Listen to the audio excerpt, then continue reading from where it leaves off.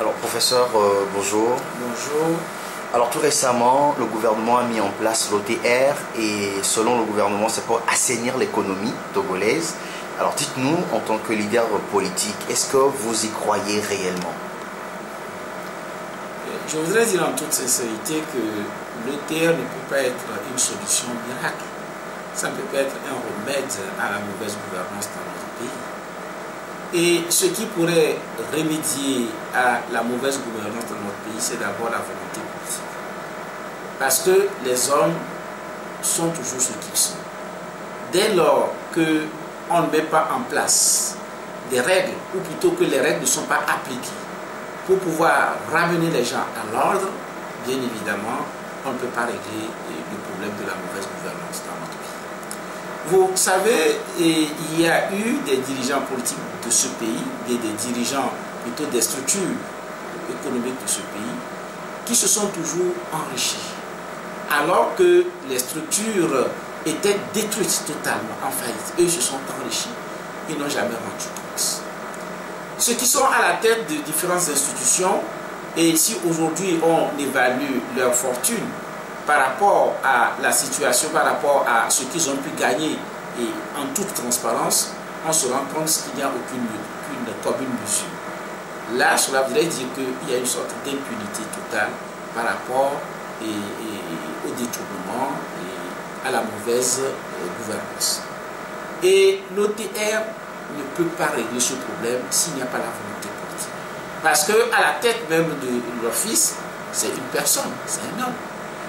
Et si le chef de l'État lui-même, ou peut-être son entourage, décide encore de continuer cette mauvaise gestion telle que nous l'avons connue jusqu'à présent, celui-là deviendra également leur complice dans le détournement, puisque ce sont eux qui l'ont placé à ce niveau.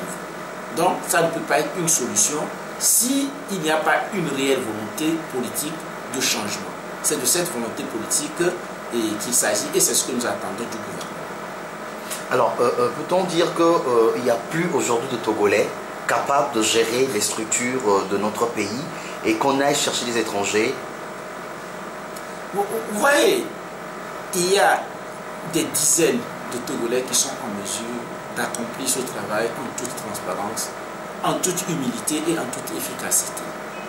Et la compétence des Togolais n'est pas du tout à mettre en cause. Mais ces Togolais qui sont en mesure de diriger l'office de cette manière, malheureusement, ne sont pas de connivence politique avec le régime, peut-être. Ou parce qu'ils savent que si on le confie à certaines personnes, bien évidemment, soit on ne pourra pas les maîtriser, soit on les confie peut-être aux gens de son entourage qui auront fait ou qui feront ce qui a été fait jusqu'à présent. C'est en cela que je parle d'une réelle volonté politique. Les Togolais sont très compétents et il n'y a pas de doute possible sur cette question. Et il appartient au chef de l'État de savoir exactement ce qu'il veut faire. Mais qu'il sache que quoi qu'il fasse, l'histoire demande toujours des comptes. Alors aujourd'hui, selon vous, c'est vrai, vous n'êtes pas économiste, mais en tant qu'homme politique, que pensez-vous de l'économie de notre pays? Vous savez, l'économie togolaise, même si certains pensent qu'il y a certaines performances, moi je dis que cette économie ne marche pas. Et si on me dit peut-être qu'il y a des éléments macroéconomiques, mais regardez la vie des citoyens de tous les jours. Je crois que pour moi, l'économie doit être au service du citoyen, au service des hommes. Et si vous voyez la misère dans laquelle vivent les citoyens, si vous voyez comment nos structures, vous regardez sur le plan social nos hôpitaux, vous regardez notre université, vous regardez nos écoles, bien évidemment, si l'économie marche, c'est à ce niveau ou bien c'est au niveau de ces institutions qu'il faut voir comment cela se traduit concrètement. Mais alors qu'il y a toute une infime minorité qui s'enrichit, qui détruit cette économie, il faut le dire, qui s'enrichit, la grande majorité des Togolais, la quasi-totalité des Togolais vit dans la misère. Et les détournements, aujourd'hui, tout le monde le sait. Et c'est une fois les partisans du régime tombés en disgrâce qu'on essaie de révéler leur culpabilité dans la mauvaise gestion. Mais tant qu'ils sont dans de bonnes grâces, les presses en parlent, tout le monde en parle, personne ne cherche à leur demander des comptes. Et il faut dire l'économie togolaise peut largement mieux faire et que ce qui se fait aujourd'hui est largement en deçà de ce qu'on pourrait attendre de cette économie. Alors, tout récemment, vous avez été porté en seconde position à la tête du CST. Dites-nous pourquoi cette nomination et est-ce que le CST va bien? Pourquoi cette nomination? Disons simplement qu'à un moment donné, les membres ont considéré qu'il fallait renforcer la coordination.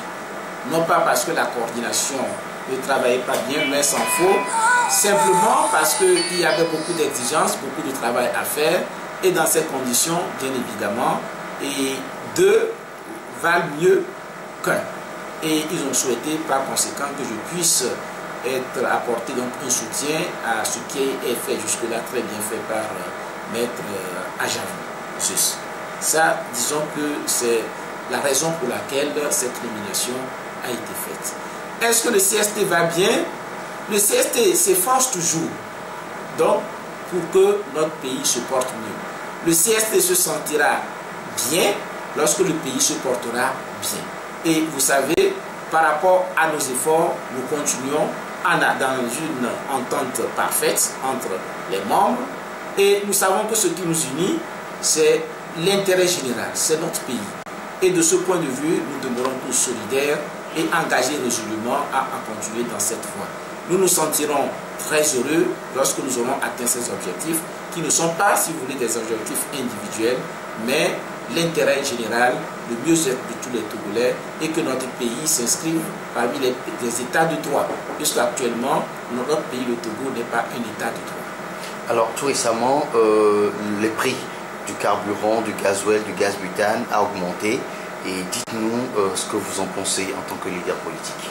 Non, cette mesure que je dirais en quelque sorte arbitraire, puisque alors que les travailleurs togolais ont réclamé en vain une amélioration de leur situation et le gouvernement sans concertation, contrairement aux engagements qui avaient été pris, et augmente de manière, je vais dire brutale en quelque sorte, le prix du carburant.